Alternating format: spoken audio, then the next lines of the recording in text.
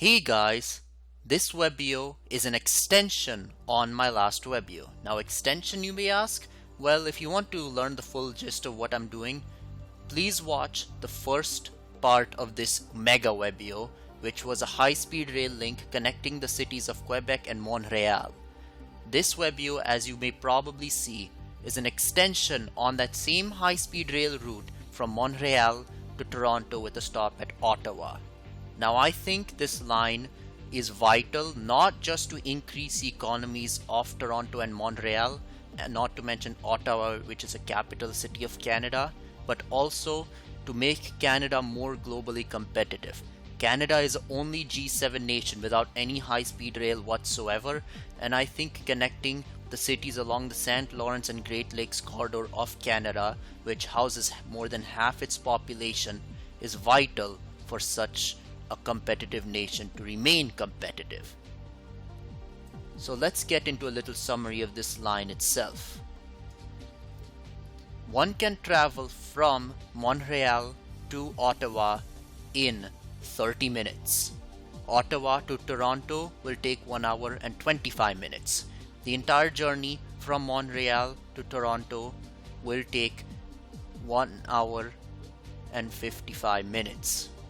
If you continue all the way up to Quebec, it will still be around 2 hours and 40 to 45 minutes. That is very, very fast. In fact, if you thought 350 kilometers per hour in my last Webeo was fast, get ready for this. 400 kilometer per hour speeds in parts of the line. Not all of it, but parts of it.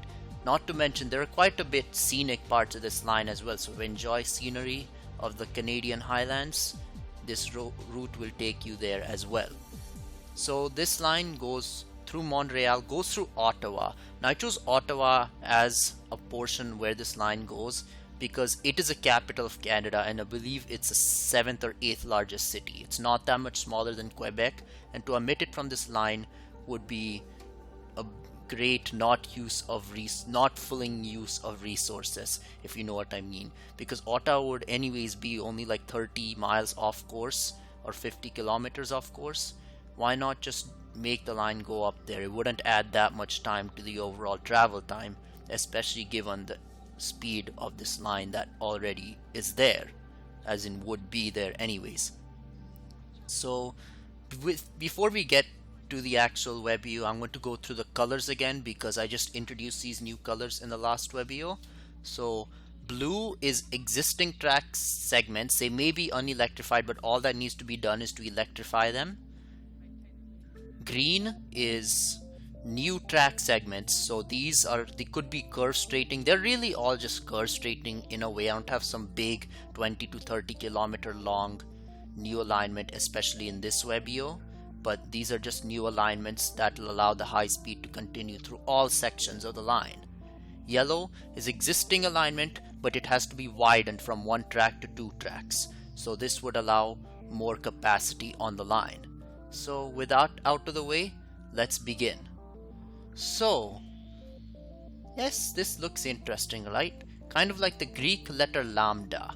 So lambda looks like this kind of. I'm going to rotate it like that. It's probably one of my first times I've rotated the screen in a Webeo. But what this means is that the trains coming from Quebec into Montreal will actually exit, even Toronto bound, will all exit going towards the southeast. Now you may be wondering, why do this? Why not just connect it from the west? Well, the problem is that if you go to the west, the lines are either much less straight and or they do directly connect to the route I wanted to. So vast new alignments would have to be built in comparison to what I'm doing here. So instead, the trains will just exit southeast along the existing track, but they won't go across the St. Lawrence River. They'll continue down like this at a speed of around 100 kilometers per hour. It'll go above this canal, and once it passes St. Henry, that's when the speed will increase to 300 kilometers per hour already. Yeah, this is a 4-track segment here, so I could keep 2 tracks for goods trains and the other 2 tracks will be for high-speed rail. It'll parallel Auto Route 20 for a little bit before it turns a little bit towards the west and it'll continue at its full speed. Now eventually the Montreal AMT or IMT train will join it, but what's interesting is that there are 4 tracks for the IMT and goods trains and 2 tracks remain for the high-speed trains. So all that needs to be done is to electrify these tracks for high-speed trains. So after a while you get to Airport de Montréal. Now Montreal Airport is the 3rd largest airport of Canada. You may be thinking, 3rd largest? Why not 2nd? Actually Vancouver is 2nd largest, but that's beyond the point of this Webeo.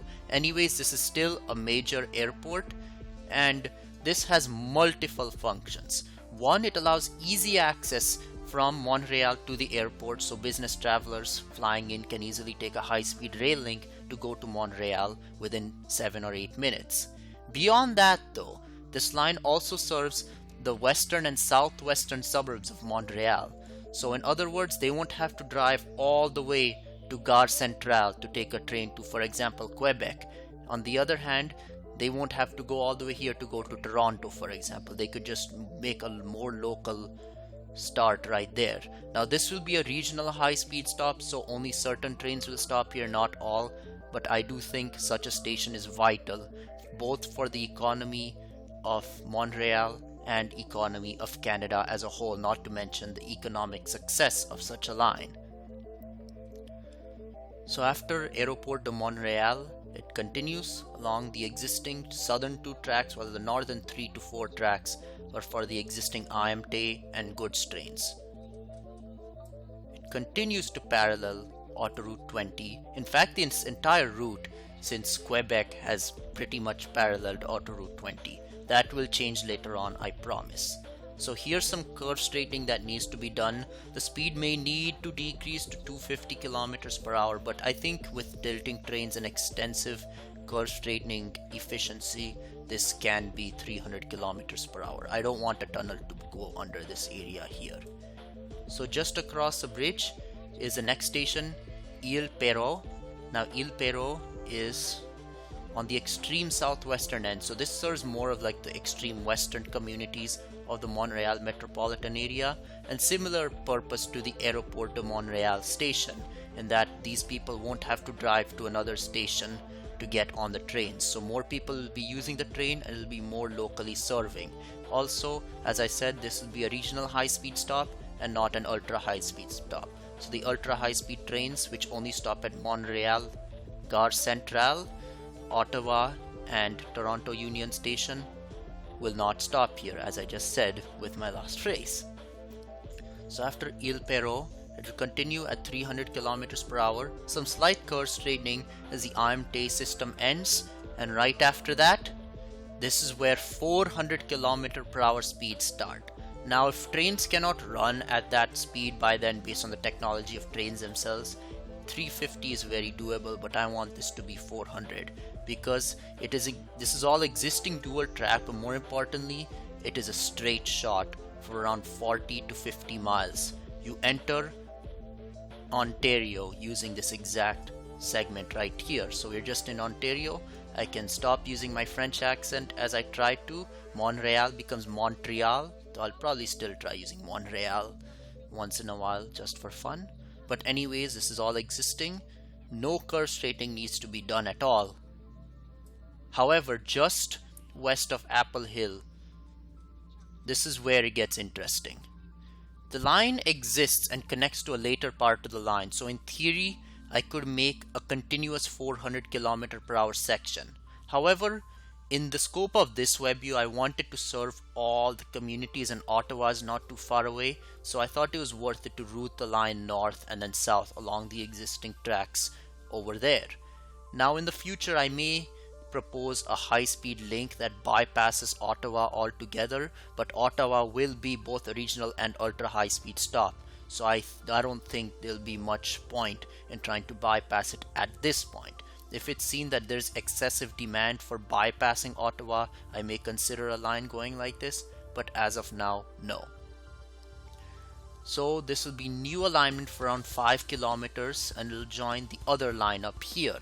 Now this line has been parallel to the existing line that have been going over with the blue line, so it all just needs to be electrification. However, this new line here only has one track, so I'll have to increase it by one track, so it's two tracks, and also add electrification. So just east of Moose Creek is where this segment begins. It stays relatively fine until this area right here. Now this magenta, I don't know if I said it, but magenta is a bridge, and if you see white, there is white later on, that's going to be a tunnel. These are all different types of new alignments. Green is just standard ground alignments. So here, this is still at 400 kilometers per hour. This may look like a relatively steep radius, but I think it'll work for at least 350 kilometers per hour, if not 400 kilometers per hour if tilting trains are used. So after this new curve straightening, the line will continue straight along the existing one track alignment. So this all has to be widened at a full speed of 400 kilometers per hour, but holy, slow your brakes. You're already at Ottawa. I told you 400 kilometers per hour is very, very fast. In fact, the line was so straight, I didn't have much to say within like the last 70 to 80 miles of track. So the line will have to slow down to 80 to 100 kilometers per hour along these bends here. I don't think curve straightening was necessary, because it would require quite a bit of new alignment where my mouse is going, because otherwise it would destroy a lot of homes. Also, we are relatively close to a station. The line may increase to 150 kilometers per hour here, but all trains stop at Ottawa Junction. Now you may be wondering, why Junction? If you remember my Florida high-speed rail video, the point of that was to get from center city to center city to center city. Well, the problem here is that center city Ottawa is still quite a bit of a way away, and there's no direct line that goes there and out without having to do what kind of like what the Lambda situation in Montreal is to the extreme. So it's around 5 kilometers to the north, but I decided it's just worth it to build a station out here. Most of Ottawa is concentrated on the Ontario side of the region rather than the Quebec side of the region, so placing a station at least on the Ontario side of the region would make much more sense. It's also closer to much of the suburbs. In fact, more than half of the entire region will find an easier travel to go towards Ottawa Junction rather than Ottawa Central. If you live near Ottawa Central, you could just take the regional train towards Ottawa Junction and get on the train to go from there. All trains stop here, both regional and ultra. So the line will continue. It'll be a little slow here, and this is all dual track. I forgot to mention it. This is dual track. However, when it exits this kind of basket weave junction just east of Neepan, it'll go on a single track alignment, so this has to be widened as well, and this will go back to the full speed of 400 kilometers per hour. Yes, full speed, from now on full speed is 400 kilometers per hour. It used to be 300 to 350, but I think this line can handle 400. Next station is Barrhaven. Now Barrhaven is like a southern kind of satellite city of Ottawa. It's a good 15 kilometers away from the city center. So I was thinking building a station here would be vital, with similar reasons as I said in like Airport to Montreal and the other suburban station near Montreal. So after Barrhaven, the line will continue 400 kilometers per hour until just north of Smiths Falls. This is where it reaches that line that cuts south of Ottawa, and it would eventually rejoin the old segment that I went over. So this will have to be a 2-kilometer stretch of brand new track, but the speed will stay at 400 kilometers per hour. However, after Perth, just north of Perth actually, there's some curve straightening here as well to cut through some of these corners. The line will have to decrease to 250 kilometers per hour, and this is where we get into the hills, the scenic hills we were talking about. So just west of Elliott, the line will decrease speed yet again to 225 kilometers per hour. 225 miles per hour is faster than probably anything on this line. I think 400 kilometers per hour is 240 miles per hour. But anyways, 225 kilometers per hour. Because as you can see, there's quite a bit of terrain we have to get through. Now it's only around 50 kilometers, so I don't think this speed would cause that much of a drastic slowdown on times, considering we were just at 400 kilometers per hour. That shows how much developing trains for 400 kilometers per hour is, because if they're only capable of 300 kilometers per hour, the effects of this segment will start piling up and eventually won't make this line as attractive as it could possibly be. So I'm still keeping the speed at 225 kilometers per hour. Some curve straightening, like here just west of this lake, I have to build a tunnel. And by the way, if you have not noticed, it's kind of funny. Look at the imagery date, 2006. Yeah, that's almost 10 years ago, but I know this line still is there, so yeah, this is a relatively rural area, so not much will change within 10 years. It will continue at 225 kilometers per hour. Now here there's another tunnel and then some ground segment to cut through these mountains here. And here's something interesting before we get any farther. Look at that. Doesn't that look a lot like the letter A? When I was doing it, I realized it. I'm going to call that the A Lake. And the A Lake is ironically around 3 kilometers away from the halfway point. The halfway point somewhere here of this entire line. The letter A is not too far from that. So A for effort, or A for... I don't know what to think of. If you want to think of what the A stands for, please leave that in the comments, but I think that's really cool. One of those things that you always see those videos on cool things on Google Earth. Guess what? I just found one right here. Anyways, after the A Lake, it'll reach back on the existing alignment, some minor curve straightening. It'll stay at its slower speed of 225 kilometers per hour. There'll be some curve straightening just northwest of Beaver Lake and just west of Victoria Lake. Now here, there are not that many mountains, so a tunnel is not necessary. It'll continue through past Tichborne and past Parham. Now after Parham, this is where some more curve straightening has to go, and possibly some viaducts over these roads as well. If I didn't already mention it, no grade crossings will be present in the full high-speed line. So after Parham, the line will continue. Now after this, the line will continue and increase its speed back up to 250 kilometers per hour as the turns are not as harsh anymore. So just east of Wilkinson, there's another curve straightening section, but again, this is for 250 kilometer per hour capabilities of this line. Some more curve straightening, and it'll pass through the communities of Lens and Croydon. Now Croydon is where the line will come back to a full speed of 300 kilometers per hour. And as you can see, we have fully exited this, not mountain range, but hill range, and we're closer to Toronto than you might think. I'm trying to make this Webeo go quickly. It will definitely be faster than the travel time between the two cities, no doubt about that, but I want to show that this is a really fast line. It goes through a lot of stuff, but before you know it, you'll be at your destination. So as I said, Croydon is where 300 km per hour section starts. Again, some curve straightening in the green segments. This is all still only one track, so this will have to be upgraded to 2 tracks. Finally, this line will reach the shoreline, and the shoreline also continues along the St. Lawrence River from Montreal, but it is much more curvy, and obviously it would not go to Ottawa. I would skip Ottawa completely. So I decided the more northerly alignment, but some curve straightened sections here while keeping the train's maximum speed of 300 kilometers per hour will allow it to go towards the shoreline. And guess what? On the shoreline, we are back towards dual track rail. In fact, even 3 tracks west of Belleville. Now 3 tracks is vital because the goods trains can still have space to move, not to mention the via trains. So Belleville is a station here. Now this is a little different. This is the first station that's not really a suburb of any particular city. I guess it could be a very far reach from Toronto, especially when this line's complete, but this is to serve like the central southern, like the northeastern coast of Lake Ontario, like this area right here. Even Kingston, Ontario is not too far away.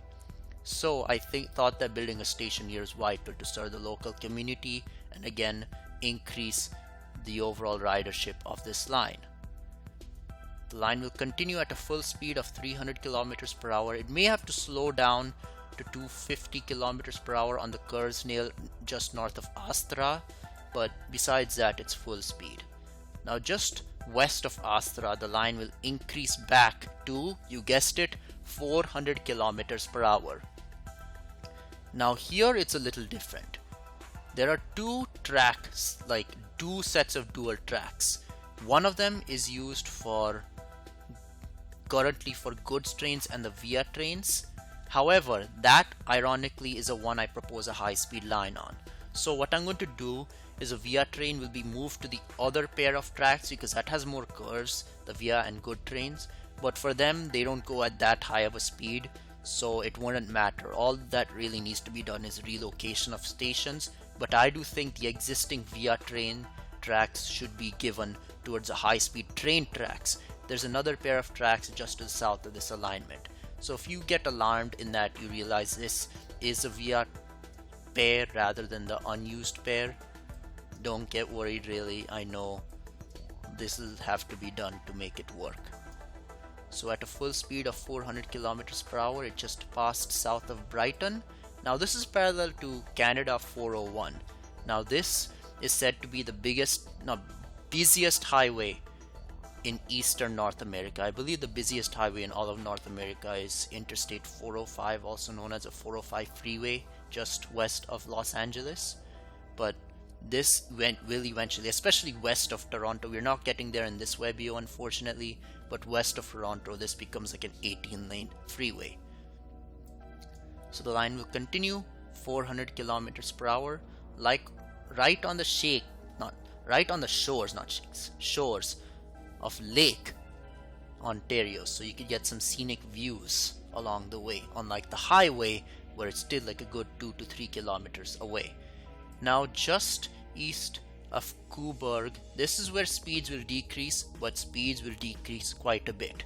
Speeds will have to decrease to 250 kilometers per hour, because what happens is that there are a lot more turns here, and rather than trying to intense curve straightening, I thought 250 kilometers per hour is fine in this section right here.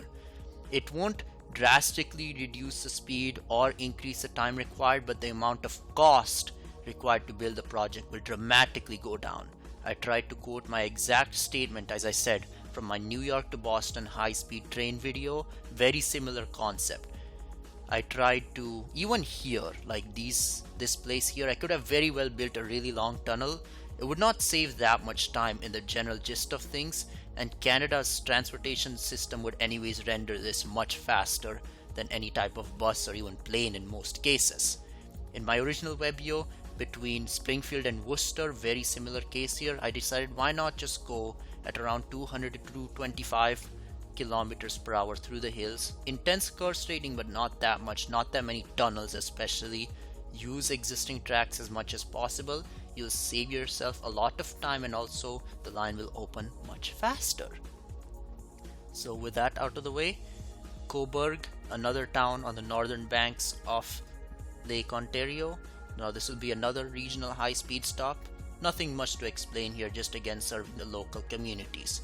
Some curve straightening just towards the west, and we'll continue through Port Hope. Now this is all at 250 kilometers per hour on the existing double track segment. The other tracks will probably be where the via trains will have to go and the goods trains, because this honestly is more desirable for high-speed trains, and the via trains are not really meant for speed all that much, more for convenience to local communities. And with that, while I'm saying that, I don't want the via trains to go away. The via trains do serve a lot of smaller communities. It's kind of like a hub and spoke system in a way. Even the regional high-speed trains won't stop at every small town, otherwise they won't be high speed. So I'm still thinking that the via train should remain, probably go on this upper segment here, but even stop at like Bowmansville for example. I don't know if they already do, I don't think so actually, and let the high speed rail do its job of moving people quickly. You have to find the right compromise between where you stop, how many places you stop, and what the maximum speed is. Now one place that I think we should stop at is Oshawa, population around 220,000 people. It is a main residential and even industrial center on the eastern fringe of the Toronto metropolitan area. So again, people from this area won't want to drive all the way to another station, not nearby, but another station to get to their final destination. Why not just provide it here? Close access towards Route 401 and other major roads in the area. The line will continue at 250 kilometers per hour. And I believe now we are also sharing tracks with the Toronto Go Rail. So these are all Go stations right here. Thankfully though, the segment is 4 tracks, and now this is 4 tracks in that express in the middle, local on the outside. So I don't think that much needs to be done besides obviously electrification. This can run at 250 kilometers per hour. Not to mention 250 kilometers per hour is not that much slower than full speed, at least 300 kilometers per hour, 400 maybe, but more importantly, it's not as noisy. You don't want a really fast train going through built up high-end residential neighborhoods, especially the ones along the shores of Lake Ontario. So that's another reason why I'm making this 250 kilometers per hour. The next station and final station before Toronto Union is Guildwood. Guildwood is a prime suburb on the eastern end, not eastern fringe, but like eastern end. It's around 20 kilometers away from Union Station. Also, people coming from the east can find a quick way to work, and the property values will increase in addition to the other benefits I already explained with other suburban stations on regional high speed. Now this is 3 to 4 tracks, so nothing needs to be done except electrification. The goods trains and the GO trains will still have enough space to move. So the line will continue at 250 and it'll slow down here because you know why? We're already at Toronto. Yes, we are already at Toronto. I didn't have to explain much this last part because honestly there's not much curve. There's really no curve straightening. Port Hope to Toronto, there's nothing but just electrification. Nothing but electrification. This segment right here can be easily done. Not to mention, this is just a part of a bigger line connecting the biggest cities of southeastern Canada along the St. Lawrence River and Lakeshore region all together.